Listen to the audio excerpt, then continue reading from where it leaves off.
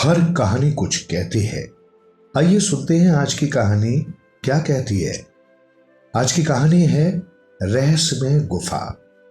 एक बार की बात है, एक गांव में कमल और सुरेश नाम के दो व्यक्ति रहते थे।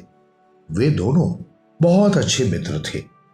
वे दोनों ही अपने जीवन में सबसे अमीर व्यक्ति बनना चाहते थे, परंतु वे दोनों कोई काम नहीं करते थे। उन्हें यात्राएं करने का बहुत शौक था।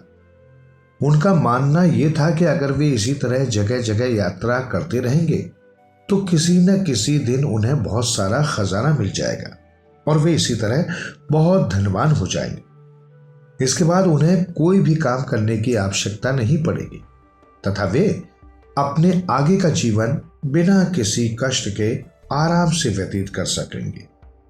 इसी तरह एक दिन की बात है, तब सुरेश कमल के पास आता है और उससे कहता है कि मित्र, तुम्हें पता है मैंने एक रहस्यमय द्वीप के बारे में सुना है। तब कमल कहता है कि क्या कहा? रहस्यमय द्वीप? पर ऐसा भी कोई द्वीप है इस दुनिया में?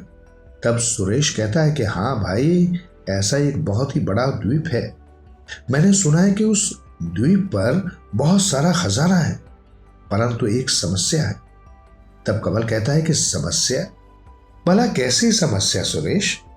उसके बाद सुरेश कहता है कि मैंने सुना है कि जो भी उस द्वीप पर जाता है और वहां पर कुछ दिन रुकता है तो उसके साथ कुछ अजीब घटनाएं घटित होती हैं। इसके बाद वे जब वापस अपने घर आते हैं तो यहां आने के बाद जो भी उनके साथ उस द्वीप पर हुआ था वो सब भूल जाते हैं तथा उन्हें वहां की एक भी बात याद नहीं रहती। तब कमल कहता है कि तुम्हें उस द्वीप के बारे में किसने बताया? तो सुरेश आगे बताता है कि वो कुछ दिन पहले अपने मामा के घर गया था। वहां पर वो 3 व्यक्तियों से मिला था जो कि पुरातत्ववेता हैं, जो अलग अलग जगहों पर जाकर पुरानी वस्तुओं का अध्ययन व विश्लेषण करते हैं। उनका पूरा एक विभाग है जिसमें बहुत से व्यक्ति यही कार्य करते हैं। उनमें से कुछ व्यक्ति वहां पर गए थे, परंतु वे अब तक वापस लौट कर नहीं आए, इसलिए उनको ढूंढने के लिए कुछ व्यक्ति वहां पर दोबारा जाएंगे। तब मैंने भी उनसे अपनी वहां पर जाने की इच्छा प्रकट की। तब कमल कहता है कि क्या तुम सच में वहां पर जाना चाहते हो? और वो सभी तुम्हें अपने साथ ले जाने के लिए सहमत भी हो गए? तब सुरेश कहता है कि पहले तो उन्होंने मुझे अपने साथ ले जाने से मना कर दिया, परंतु मेरे बार बार निवेदन करने के बाद वे मुझे अपने साथ ले जाने के लिए सहमत हो गए। फिर सुरेश आगे कहता है कि क्या तुम भी मेरे साथ वहां पर चलना चाहते हो? उसके बाद कमल थोड़ा हिचकिचाते हुए कहता है कि क्या हमारा वहां पर जाना सही रहेगा? अगर हमारे साथ कुछ बुरा हो गया तो हम क्या करेंगे? तब सुरेश कहता है कि तुम चिंता मत करो, वे सभी अपने कार्य में बहुत ही अच्छे हैं। हम वहां पर अकेले थोड़े जा रहे हैं, हमारे साथ कई व्यक्ति होंगे, इसलिए हमें ज्यादा घबराने की आवश्यकता नहीं है। क्या पता सच में हमारी किस्मत चमक जाए और हमें वहां पर कोई खजाना मिल जाए। पहले तो कमल वहां पर जाने से काफी हिचकिचाता है और सुरेश को वहां जाने से मना करता है और कहता है कि उसे वहां पर जाना उचित नहीं लग रहा है, परंतु सुरेश के बार बार समझाने के बाद कमल उसके साथ चलने को तैयार हो जाता है। उसके कुछ समय बाद सुरेश और रमेश दोनों मिलकर मामा के घर चले जाते हैं। फिर वे दोनों वहां पहुंचने के बाद उन व्यक्तियों से मिलते हैं जो कि उन्हें अपने साथ ले जाने वाले थे। उसके बाद सुरेश और कमल उन सभी व्यक्तियों के साथ मिलकर समुद्री किनारे पहुंच जाते हैं। उसके बाद वे सभी अपने समुद्री जहाज में बैठकर अपनी यात्रा आरंभ कर देते हैं। इस तरह वे कुछ दिनों तक समुद्र में ही अपना सफर तय करते हैं। उसके बाद एक दिन कमल सुरेश से कहता है कि सुरेश, हमने इतना लंबा सफर तो तय कर लिया है, अब आगे भगवान जाने हमारे साथ क्या होगा। तब सुरेश कहता है कि तुम चिंता मत करो, मुझे पूरा यकीन है जो भी होगा सब अच्छा ही होगा। उसके पास उन्हें द्वीप का किनारा नजर आता है। तब सुरेश कहता है कि देखो कमल, हम बस उस द्वीप पर पहुंचने ही वाले हैं। तब कमल कहता है कि हाँ सुरेश, तुमने बिल्कुल सही कहा, बस आगे भी सब इसी तरह अच्छा हो।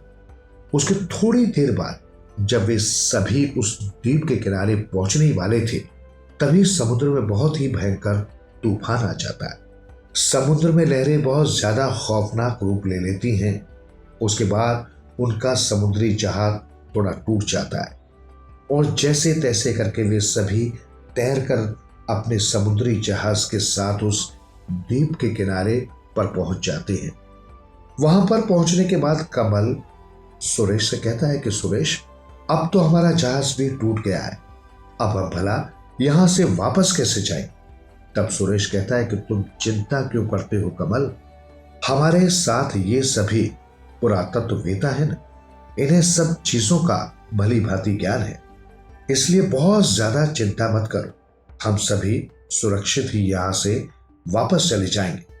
तब कमल कहता है, परंतु तुमने कहा था कि ये एक रहस्यमय द्वीप है और यहां से जितने भी व्यक्ति वापस जाते हैं उन्हें इसके बारे में कुछ भी याद नहीं रहता, तो भला हमारा यहां आने का फायदा ही क्या हुआ?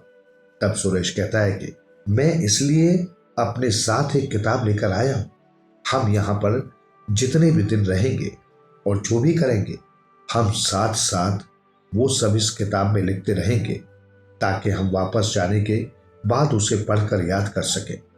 तब कमल कहता है कि हाँ, तुमने ये बिल्कुल सही किया। उसके बाद सुरेश उन पुरातत्ववेता विभाग के व्यक्तियों के पास जाता है। तब सुरेश कहता है कि उनका जहाज टूट गया है तो वो वापस कैसे जाएंगे? तब वो व्यक्ति बताता है कि वे अभी उसकी मरम्मत कर रहे हैं और उसमें ज्यादा नुकसान नहीं हुआ है, इसलिए वो इस जहाज में वापस जा सकते हैं। उसके बाद सुरेश ये बात कमल को बता देता है, जिसे ये सब सुनकर थोड़ी तसल्ली मिलती है कि वे सभी वापस जा सकते हैं। उसके बाद वे सभी वहां पर अपने रहने तथा खाने पीने की व्यवस्था कर लेते हैं। इसी तरह शाम हो जाती है और वे सभी खाना खाकर सो जाते हैं। फिर अगले दिन सुबह उठकर सभी खाना खाते हैं और पुरातत्ववेता विभाग के व्यक्ति अपने बाकी के साथियों को ढूंढने के लिए निकल जाते हैं।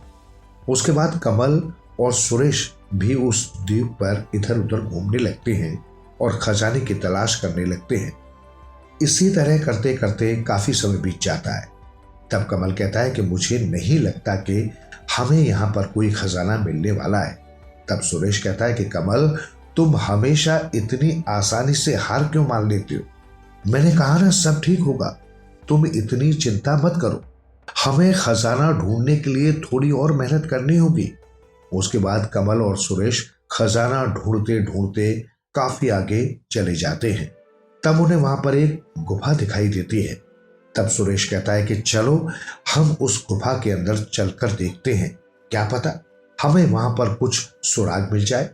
तब कमल कहता है कि हाँ ठीक है, चलो हम चलते हैं।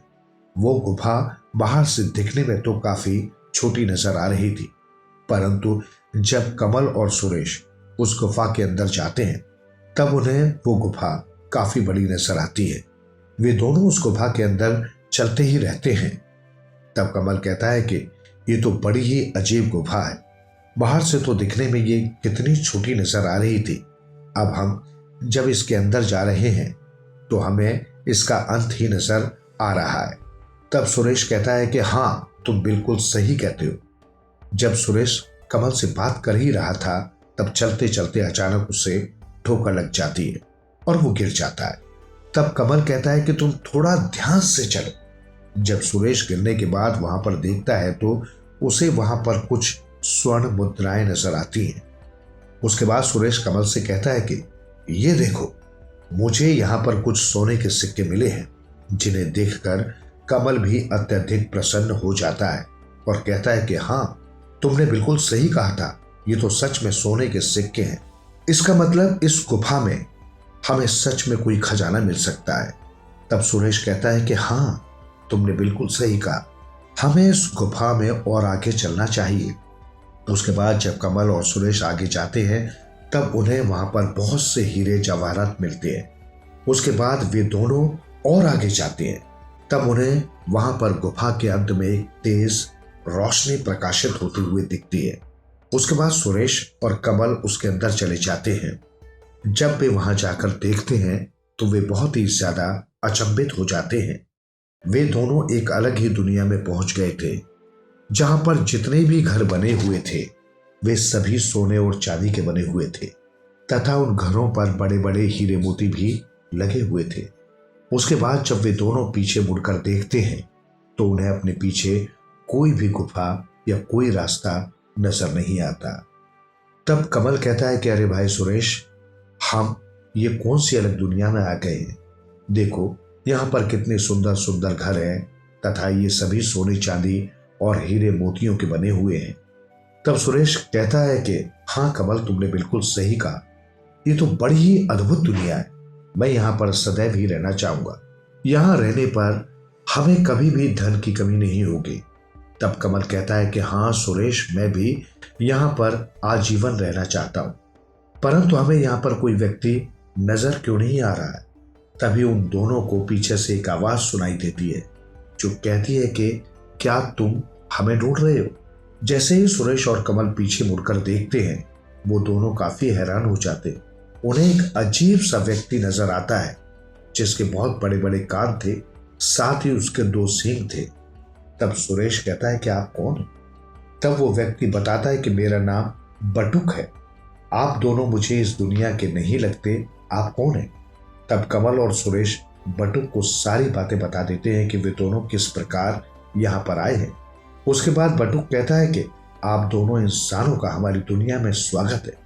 उसके बाद बटुक उन दोनों को अपने साथ अपने घर ले जाता है और उन्हें भोजन करवाता है। भोजन करने के बाद बटुक कमल और सुरेश को एक बहुत ही सुंदर घर में ले जाता है। वो घर भी सोने चांदी तथा हीरे मोतियों से बना हुआ था। तब बटुक कहता है कि आज से ये घर आप दोनों का है, आप दोनों अब से इसी घर में रहा करेंगे। ये बात सुनकर कमल और सुरेश अत्यधिक प्रसन्न हो जाते हैं। वे दोनों इस बात से बहुत ही खुश थे कि अब उनके पास खुद का सोने चांदी तथा हीरे का घर है। अब उन्हें कभी भी धन की चिंता नहीं करनी पड़ेगी। उस दिन के बाद से सुरेश और कमल उसी घर में रहने लग जाते हैं। वे दोनों हर रोज बहुत ही स्वादिष्ट भोजन खाते थे तथा उनका जिस समय जो मन करता वे उस समय वही करते थे। वे बिल्कुल आरामदायक जीवन व्यतीत कर रहे थे। उसके बाद एक दिन कमल सुरेश से कहता है कि भाई, अब मेरा यहाँ पर रहने का और मन नहीं करता। यहाँ पर हमारे जैसा कोई भी व्यक्ति नहीं है। यहाँ पर सभी बहुत अलग हैं। ना ही यहाँ पर हम अपने घर परिवार से मिल सकते हैं। मुझे लगता है कि अब हमें वापस घर चलना चाहिए। तब सुरेश कहता है कि हाँ, तुम सही कहते हो, हमें यहाँ से कुछ खजाना अपने साथ लेकर वापस अपने घर चलना चाहिए। उसके बाद कमल और सुरेश बहुत सारा खजाना अपने साथ ले लेते हैं और वहां से बाहर जाने का प्रयास करते हैं, परंतु उन्हें कहीं पर भी कोई रास्ता नजर नहीं आता। उसके बाद वे दोनों इस बारे में बटुक से बात करने जाते हैं। तब बटुक कहता है कि एक बार जो व्यक्ति यहाँ पर आ जाता है वो यहाँ से कभी बाहर नहीं जा सकता। ये बात सुनकर कमल और सुरेश काफी दुखी हो जाते हैं और वो बटुक से कहते हैं कि कृपया करके वो उन्हें वहां से जाने दें, वो अब यहाँ पर और नहीं रहना चाहते। तब बटुक कहता है कि मैं इसमें आप दोनों की सहायता नहीं कर सकता। तब सुरेश और कमल बार बार निवेदन करते हैं कि वो उन्हें बाहर जाने का रास्ता बता दें। तब बटुक को उन दोनों पर दया आ जाती है और वो उन्हें सब सच बता देता है। बटुक कमल और सुरेश को बताता है कि उनकी दुनिया में वहां पर एक चुड़ैल ने उनके राज्य पर कब्जा कर रखा है। वो चुड़ैल इंसानों को लालच देकर यहाँ पर बुलाती है और उसके बाद उन सब की बलि चढ़ाती है। यहाँ पर कोई भी व्यक्ति अपनी मर्जी से नहीं बल्कि उस चुड़ैल की मर्जी से आता है, इसलिए कमल और सुरेश की जान को भी खतरा है। जब कमल और सुरेश ये बात सुनते हैं तो वे दोनों काफी हैरान हो जाते हैं। उसके बाद वे दोनों बटुक से कहते हैं कि क्या इसका कोई उपाय नहीं है। तब बटुक कहता है कि इसका केवल एक ही उपाय है। पूर्णिमा वाली रात हम दोनों की दुनिया यानी जादुई दुनिया और जिस दुनिया से कमल और सुरेश आए थे, उस रात वे दोनों दुनिया एक दूसरे के सामने आएंगी और कुछ क्षणों के लिए दोनों दुनिया के द्वार खुलेंगे। तभी तुम दोनों वापस जा सकते हो, परंतु उससे पहले तुम्हें उस चुड़ैल का सामना करना होगा क्योंकि वही उस द्वार की रक्षा करती है। ताकि यहां से कोई भी बाहर न जा सके। तब कमल कहता है कि परंतु हम उस चुड़ैल का सामना कैसे करेंगे, वो तो बहुत ताकतवर होगी। तब बटुक कहता है कि उसे केवल कोई इंसान ही मार सकता है, हम उस चुड़ैल का कुछ नहीं बिगाड़ सकते। तब सुरेश कहता है कि हम उस चुड़ैल को मारने में आपकी सहायता करेंगे, आप हमें बताइए कि हमें क्या करना होगा। उसके बाद बटुक उन दोनों को अपने मुखिया के पास ले जाता है और उन्हें सारी बात बता देता है। तब मुखिया एक तीर कमान लेकर आते हैं और कहते हैं कि केवल इसी की सहायता से हम उस चुड़ैल को मार सकते हैं। उसके बाद कमल जैसे ही उस तीर कमान को अपने हाथ में लेता है, वैसे ही उसमें से आग निकलने लगती है, परंतु वो कमल को कोई नुकसान नहीं पहुंचाता। तब मुखिया खुश होते हुए कहता है कि आप ही उस चुड़ैल का वध कर सकते हैं, इसलिए तीर कमान आपके हाथ में आते ही चलने लगे। इसके बाद वे सभी पूर्णिमा वाली रात को उस चुड़ैल के पास जाते हैं और उस तीर कमान की सहायता से उस चुड़ैल का वध कर देते हैं। उसके बाद बटुक और वो मुखिया कमल और सुरेश को धन्यवाद करते हैं कि उन्होंने उस चुड़ैल को उनके राज्य से आजाद करवा दिया। उसके बाद कमल और सुरेश उन दोनों से अलविदा लेते हैं। फिर वहां पर एक तेज रोशनी प्रकाशित होती है, जिसमें से कमल और सुरेश वापस अपनी दुनिया की उस गुफा में आ जाते हैं। उसके बाद वो दोनों जब गुफा से बाहर आ जाते हैं, तब कमल कहता है कि हम इतने दिनों से दूसरी दुनिया में रह रहे थे, अब मुझे लगता है कि वो सभी व्यक्ति हमें छोड़कर यहाँ से वापस चले गए होंगे। तब सुरेश कहता है कि हाँ, तुम बिल्कुल सही कह रहे हो, मुझे भी बिल्कुल ऐसा ही लगता है। अब हम भला वापस घर कैसे जाएं? तभी वहां पर पुरातत्व विभाग के 2 व्यक्ति आते हैं और कमल और सुरेश से कहते हैं कि तुम दोनों भला कल से कहाँ गायब हो गए थे, हम सब ने तुम्हें पता नहीं कहाँ कहाँ ढूंढा। तब कमल हैरान होकर कहता है कि क्या हम केवल एक ही दिन से गायब थे? तब वो व्यक्ति हैरान होकर कहता है कि लगता है तुम पागल हो गए हो। उसके बाद वो व्यक्ति आगे कहता है कि हमारा जहाज अब ठीक होने वाला है और हमें हमारे पुराने साथी भी मिल गए, इसलिए हम कल सुबह अपनी यात्रा आरंभ कर देंगे। इतना कहकर वो व्यक्ति वहां से चला जाता है।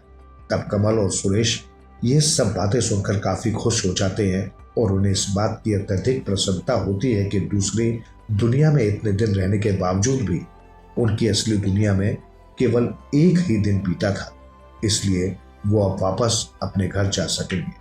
उसके बाद कमल और सुरेश जब अपने घर वापस आ जाते हैं, तो वो अलग अलग जगहों पर यात्रा करने की अपनी इच्छा त्याग देते हैं और उसके बाद वे दोनों एक अच्छी सी नौकरी ढूंढकर अपना काम करने लगते हैं और खुशी खुशी अपना जीवन व्यतीत करते हैं।